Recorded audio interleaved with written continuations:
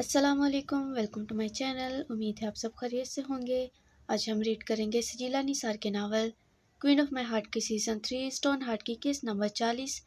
किस्त को स्टार्ट करने से पहले चैनल को ज़रूर सब्सक्राइब कीजिएगा और यूट्यूब पर सहर अली कुरैशी के चैनल सहर अली कुरैशी नॉवेल्स जल्दी से जाएं, उनके चैनल को भी सब्सक्राइब करें और उनका नावल बिखरी मेरी ज़ात उसे भी रीड करें। मुझे उम्मीद है आपको उनका नावल बेहद पसंद आएगा, क्योंकि फ़िलहाल मैं भी उनका नावल रीड कर रही हूँ और मुझे तो वो बहुत पसंद आ रहा है। मैं भी आपको मशवरा दूंगी कि आप उनका नावल रीड करें, उनका चैनल सब्सक्राइब करें। उन्हें आपकी सपोर्ट की बेहद ज़रूरत है, तो मेहरबानी उनका चैनल सब्सक्राइब कर दें, उनका नावल रीड करें, आपको पसंद आएगा। इसके अलावा पीछे से आने वाले शोर को इग्नोर कीजिएगा। मैं रात के इस वक्त बैठी तकरीबन 10 से ऊपर का वक्त है, इस वक्त बैठी रिकॉर्डिंग कर रही हूँ, लेकिन फिर भी शोर का क्या भरोसा कब आ जाए, कोई पता नहीं। तो आप लोग इग्नोर कीजिएगा, मेरी आवाज़ को इग्नोर कीजिएगा, मेरे चैनल को भी सब्सक्राइब कीजिएगा, वीडियो को लाइक शेयर कीजिएगा और पढ़ने के बाद अपनी राय का इजहार भी कीजिएगा। मेरी आवाज़ पसंद ना आए तो आप लोग म्यूट करके खुद पढ़ लिया करें, कोई मसला नहीं इसमें। तो बिना देरी के चलिए बढ़ते हैं हम किसकी जानिब। शक्कर बेड पर आंखें मूंदे लेटा, आंखों पर बाजू रखा था। कमरे में यशमल मौजूद नहीं थी, तभी वो जरा सुकून से लेटा था, पर आखिर ये सुकूनियत भी कब तक होती, क्योंकि चंद ही मिनटों में यशमल हील की टक टक की आवाज़ चारों से बिखेरती कमरे में दाखिल हुई, जबकि शक्कर ने वैसे ही बाजू आंखों पर रखे इस बाजू के हाथ की मुट्ठी बनाई थी। शक्कर, मैं डॉक्टर से मिलकर आ रही हूँ, तुम्हारे जख्म के बारे में बताया है इसने, मुझे ये तुम्हारे लिए दी है। यशमल ने बैग से मेडिसिन और मरहम निकालते अपने ही ध्यान में बोल रही थी। यशमल, ये देखो मेरे जुड़े हाथ, बख्श दो मेरी जान। शक्कर बेड से उठता हाथ जोड़ते बोला, तो यशमल ने सर उठाए इसे और इसके जुड़े हाथों को देखा। नहीं चाहिए मुझे ये सब, तुमने एक तो खुद चाकू से मुझे मारना चाहा, अब खुद जाकर इसका मरहम भी ला रही हो, मैं पागल हो जाऊं क्या? शक्कर अगली पिछली बातों को जोड़ देने की कोशिश करता उल्टे सीधे अल्फाज बोलने लगा था, जिनका कोई मैच न बन रहा था। देखो, फिल वक्त मुझसे दूर रहो, तब तक दूर रहो जब तक मेरा ये जख्म ठीक नहीं हो जाता। शक्कर इसके पास जाते उंगली उठाए वार्न अंदाज में से देखते बोला, जबकि यशमल के तासुरात से लग रहा था कि इसे शक्कर की धमकियों से कुछ खास फर्क नहीं पड़ रहा था। तुम्हें एहतियात करना चाहिए थी, वो लड़की तुम्हें मुझसे छीन रही थी। ओ कमोन यशमल, कौन सा छीन रही थी? भाई कह रही थी वो मुझे, भाई। शक्कर इसकी बात बीच में काटता झुंझलाया सा बोला, और भाई लफ्ज पर भी खासा जोर दिया था कि शायद ये बात यशमल के दिमाग में घुस जाए। तुम सगे भाई नहीं हो, इसके कज़न हो, और एक वक्त में तुम दोनों एक दूसरे के साथ मंसूब थे। यशमल का दिल जल रहा था, तो वो अपने अल्फाजों से शक्कर को भला क्यों न जलाती। तुम्हारी अकल में एक बात नहीं घुसती क्या? वो मुझे भाई, मैं इसे बहन समझता हूँ। हाँ, हम दोनों मंसूब थे, लेकिन वो इस चीज़ से बेखबर है, बल्कि मेरे भाइयों को भी नहीं पता। तुम्हें ये बात समझा चुका हूँ, पर तुम्हारा दिमाग जैसे शराब और नशे ने खाली कर दिया है। शक्कर इसके दिमाग को दाएं हाथ की 2 उंगलियों से टच करता गुस्से को कुछ हद तक काबू करने की कोशिश करते बोला, शक्कर जो भी हो, मैं तुम्हें नहीं कर सकती किसी के साथ बर्दाश्त। मैं तुम्हें तबीर आंटी के साथ बर्दाश्त नहीं कर सकती, जो तुम्हारी मॉम है, तो वो तो आइजल है, फिर भी तुम्हारी कज़न है। यशमल इसके सीने पर हाथ रखे एक जुनूनियत से बोल रही थी, सकस, जबकि शक्कर पहले ठटका और फिर माथे पर सलवटें डाले इसे देखा। तुम्हारा पता नहीं यशमल, पर मैं ज़रूर पागल हो रहा हूँ। शक्कर की आवाज़ आहिस्ता थी, लेकिन लहजा चट्टानों से भी सख्त। एक गुस्सा इसे इस बात पर आ रहा था कि वो इसके गुस्से को किसी खातर में न लाते हुए इसकी बात समझ नहीं रही थी। मैं होने नहीं दूंगी, एक मान से कहा गया। आंखें, लहजा, दिल, रूह, हर चीज़ शक्कर की मोहब्बत से भरी पड़ी थी। एक बात का तो मुझे अंदाज़ा हुआ है कि जब तक तुम जिंदा हो, मैं सुकून से नहीं रह सकूंगा। शक्कर बोलते उंगलियां इसके बालों में फंसाए इन पर गिरफ्त सख्त की थी। तुम मर क्यों नहीं जाती यशमल? शक्कर इसकी काजल से सजी इन खूबसूरत आंखों में देखते बोला, तो यशमल साकत हुई थी। अल्फाजों ने इसके दिल में जैसे जहर आलूद तीर पेवस्त किया हो, रूह किसी ने जैसे कांटों पर रखी हो। ये पहली बार था कि इसके अल्फाजों ने इसके अंग अंग से खून निचोड़ा था। इसका चेहरा जर्द पड़ा था, जबकि चेहरे पर तकलीफ के आसार उभरे थे। शक्कर खुद भी अपने कहे अल्फाजों पर शर्मिंदा हुआ था, लेकिन ये शर्मिंदगी इसने यशमल के सामने जाहिर न की थी। जबकि इससे नजरें चुराता, नरमी से इसके बालों को अपनी गिरफ्त से आज़ाद करता कमरे से निकलता चला गया। इसे भी बुरा लगा था इसको ऐसा कहना, लेकिन इसे बुरा लगा था वो ये बात यशमल को तो हरगिज़ नहीं बताने वाला था, और ना इससे किसी किस्म की माफ़ी मांगने वाला था। शक्कर सीढ़ियों की जानिब आते अभी 2 सीढ़ियां ही नीचे उतरा था कि तेज तेज सीढ़ियां फलांगता रेयान ऊपर आ रहा था। अरे भैया, नाश्ते पर क्यों नहीं आए? सब पूछ रहे थे। ریان اس کے پاس رکتے پھولی سانس سے بولا جو تیزی سے زینے چڑھنے کے باعث تھی۔ ریان مارکیٹ سے سگریٹ کے 2 پیکٹ لا کر دو۔ سکر اپنا ماتھا مسلے بولا تو ریان نے حیرتی سے دیکھا۔ بابا کو پتہ ہے سگریٹ کے متعلق؟ ریان نے یقین دہانی چاہی کیونکہ اگر وہ اسے لا کر دیتا اور ذوحان کو پتہ چلتا تو سکر کے ساتھ ساتھ اس کی بھی اچھی خاصی عزت ہونی تھی۔ میں نے تجھے کہا ہے ڈیڈ کو بتا۔ سکر اس پر چڑھ دوڑا تھا تو اس نے منہ بنایا۔ میں کوئی نہیں لا رہا سگریٹ، خود لے آئیں۔ ریان نے صاف انکار کیا۔ ریان میں نہیں چاہتا میرا غصہ تم پر اترے، اسی لیے جو کہا ہے وہ کرو۔ سکر نے اپنے ہاتھوں کو اس پر صاف کرنے سے خود کو بمشکل روکا تھا۔ میں بابا کو بتاتا ہوں کہ سکر بھیا سگریٹ منگوا رہے ہیں۔ ریان نے دھمکی دی۔ جا بتا، میری بلا سے مسجد میں اعلان کر دے۔ سکر نے اس کے سر پر چپٹ رسید کی۔ دوبارہ مارا نہ تو؟ کیا تو؟ سکر نے اس کے سر پر ایک اور چپٹ لگاتے اس کو بات مکمل کرنے کو کہا۔ اچھا نہیں کیا آپ نے، میں ان 2 چپیڑوں کا بدلہ لوں گا۔ ریان نے اپنا سر مسلے کہا۔ ظالم کا ہاتھ ہی بہت بھاری تھا۔ ابے جا، دماغ نہیں آؤٹ کر، سگریٹ لے کر آ اور گارڈن میں پکڑا دینا۔ وہ غصے سے سر جھٹکتا اس کے پاس سے گزرتا نیچے گیا تھا، جبکہ وہ بھی اس کی شکایات کا ٹوکرا دماغ میں سوچے نیچے اترا تھا۔ ویسے بھی وہ ریان ہی کیا جو سکر کا کام بنا اسے چپیڑے کھائے کر لے۔ اوئے گدھے، کدھر جا رہا ہے؟ بادل کے الفاظوں نے تجلتی پر تیل کا کام کیا تھا۔ گدھوں کے سردار کے لیے سگریٹ لینے، وہ جل کر بولا۔ اشارہ سکر کی جانب تھا جسے بادل بخوبی سمجھ چکا تھا، پر قسمت بری، سکر جو واپس اسی کی جانب آ رہا تھا ان الفاظوں کو اس کے منہ سے سن چکا تھا۔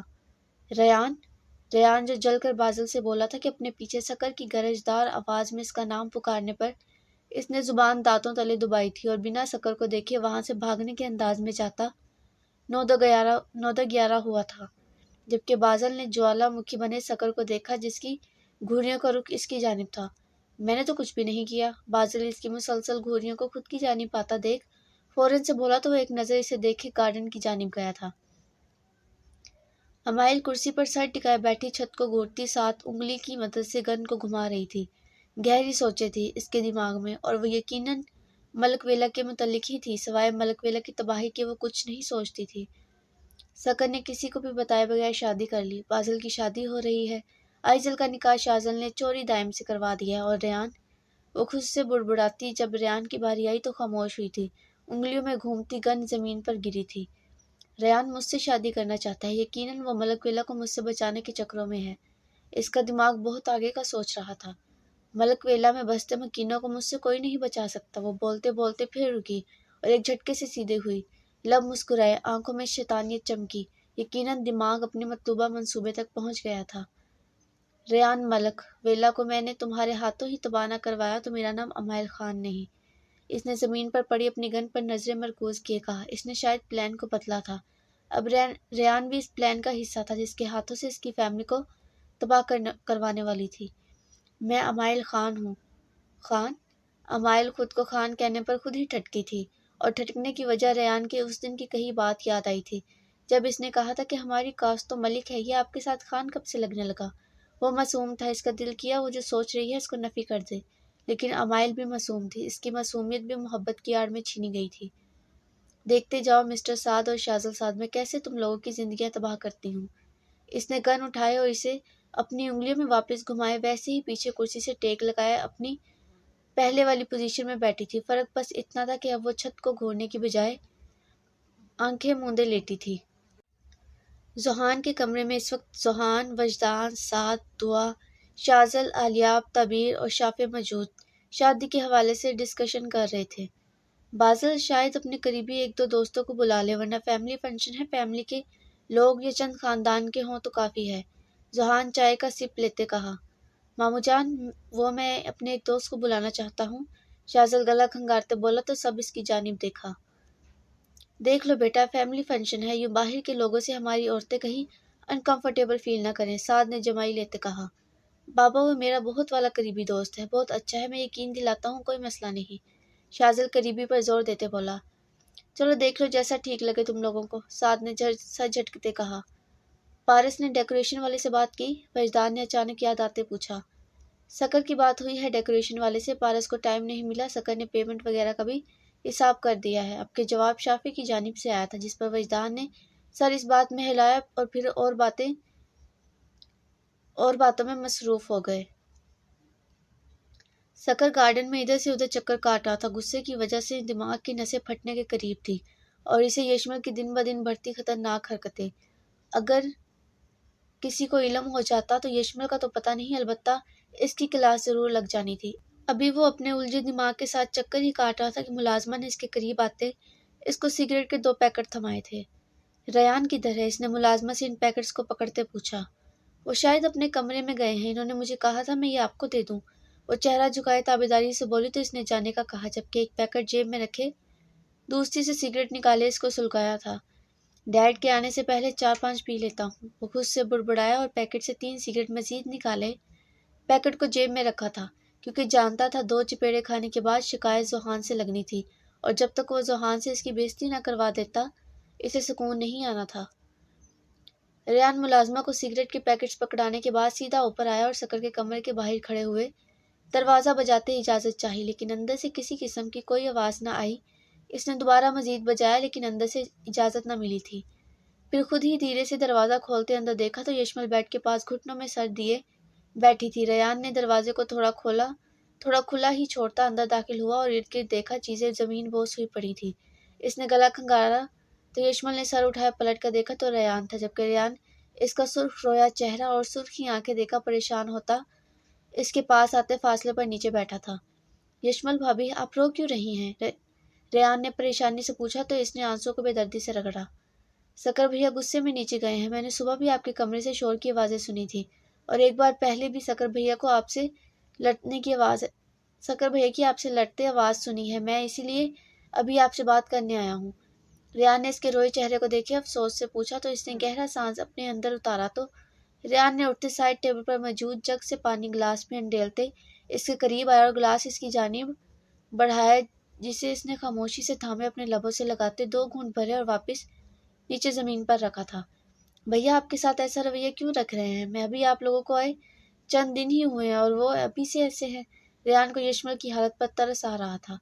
تمہارا بھائی مجھ سے محبت نہیں کرتا، محبت تو دور کی بات وہ مجھے پسند تک نہیں کرتا۔ یشمل اس کی جانب دیکھتی نم آنکھوں سے بولی تو ریان ٹھٹکا۔ یہ آپ کیا کہہ رہی ہیں؟ ریان کو شوق لگا تھا۔ اگلا سوال اس کے ذہن میں یہی تھا کہ اگر وہ یشمل کو پسند نہیں کرتا تھا تو نکاح کیوں کیا؟ یشمل کے لیے سب سے کیوں لڑا؟ مجھے اپنے ساتھ رکھنا سکر کی مجبوری ہے اور مجھے چھوڑ نہ پانا اس کی بے بسی۔ اس کی آنکھیں، لہجہ، دل، ہر چیز اداس تھی۔ ایسے کیسے ہو سکتا ہے؟ میں بھیا سے بات کرتا ہوں، وہ آپ کے ساتھ ایسا سلوک کیسے کر سکتے ہیں؟ میں ان کو اس کی ہرگز اجازت نہیں دوں گا۔ ریان کو یشمل کی حالت پر افسوس ہی بے حد ہوا تھا، تبھی خود سے بڑبڑاتا اس کے پاس سے اٹھا۔ اس سے پہلے وہ قدم آگے بڑھاتا یشمل نے اس کا ہاتھ پکڑے سے روکا تھا۔ ریان نے پلٹتے یشمل کو دیکھا جو سر نفی میں ہلا رہی تھی۔ وہ مجھے چھوڑ دے گا ریان، اور میں اس کے بنا نہیں رہ سکتی۔ اس کی آنکھوں سے آنسو لڑیوں کی مانند پھر سے بہہ نکلے تھے۔ اس کی اس بات پر ریان کے دل میں ہوک سی اٹھی تھی۔ اسے اپنے بھائی پر بے حد افسوس ہوا۔ ریان اس سے فاصلے پر نیچے بیٹھا تھا۔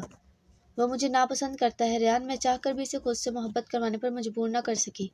وہ رو پڑی تھی، وہ بچوں کی طرح بلک بلک کر، شاید پہلی بار کسی نے اس کا دکھ سنا تھا۔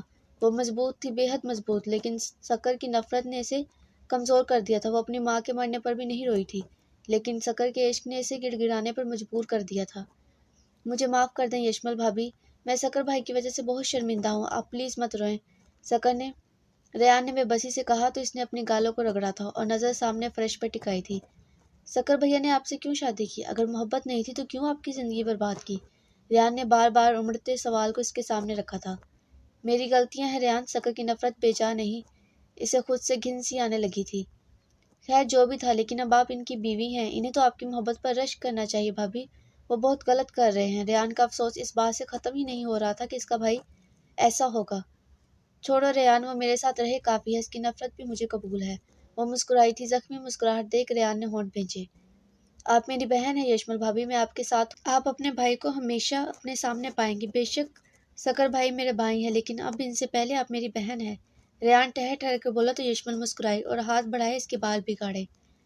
اب اٹھیں، فریش ہو جائیں، کوئی دیکھے گا تو 1000 سوال کرے گا۔ میں تھوڑا بہت کمرہ سیٹ کر دیتا ہوں، پھر بابا سے ذرا بھیا کی کلاس لگواتا ہوں۔ ریان نیچے سے کھڑا ہوتے بولا، دل میں رہ رہ کر سکر کی وجہ سے غصہ ابال مار رہا تھا۔ تو یشمل بھی نیچے سے اٹھی تھی۔ اسے ہماری گفتگو کا مت بتانا، وہ مجھ سے خفا ہوگا۔ یشمل لب کچائے بولی۔ آپ فکر مت کریں اور فریش ہو جائیں، 1 گھنٹے تک نیچے آئیں، میں نیچے ہی ہوں، کچھ بات کرنی ہے۔ ریان کچھ سوچ تو بولا تو سر اس بات میں ہلا گئی تھی۔ چلے میں کمرے کو تھوڑا سیٹ کر دیتا ہوں۔ وہ کمبل، تکیے اور پرفیوم وغیرہ کو زمین پر پڑے دیکھ بولا۔ تھینکس۔ یشمل نے مسکرا کر تشکر نگاہوں سے اسے دیکھا تو جواباً وہ بھی مسکرایا اور راستے سے پیچھے ہٹا تو وہ واش روم میں گئی تھی۔ ریان کمبل تکیے نیچے سے اٹھائے بیڈ پر رکھتا صحیح کیا اور پھر کانچ کو بھی احتیاط سے اٹھاتے کمرے سے نکلا۔ پہلے ملازمہ کو کمرہ صاف کرنے کا کہتے قدموں کو ذوحان کے کمرے کی جانب بڑھایا۔ سکر پورا پیکٹ سگریٹ کا پھونکنے کے بعد دوسرے پیکٹ کو نکالا۔ ہونٹ سیاہ ہو چکے تھے جبکہ سگریٹ کی بدبو اس کے پورے بدن اور کپڑوں میں پھیل گئی تھی، جبکہ بال بھی بے ترتیب تھے۔ حلیہ رف تھا پر وہ برا نہیں لگ رہا تھا۔ اس نے دوسرے پیکٹ سے سگریٹ نکالی اور اس کو لبوں میں دبائے، لائٹر کی مدد سے جلائے، گہرا کش لیے دھواں ہوا میں چھوڑا تھا، جبکہ اس کی یہ تمام کارروائی کسی کی نظر سے مخفی نہ رہی تھی۔ سکر کو اپنے پیچھے گرجدار آواز سنائی دی تو کش لیتے وہ تھما اور سگریٹ لبوں میں ہی دبائے پلٹا تھا، جبکہ پیچھے ذوحان قہر زدہ کھڑا اسے ہی دیکھ رہا تھا اور اس کے پیچھے جھانکتا ریان۔ اس نے سگریٹ کو لبوں سے نکالا تھا، البتہ ریان کی شیطانیت بھری نظروں پر اس نے دانت پیسے تھے۔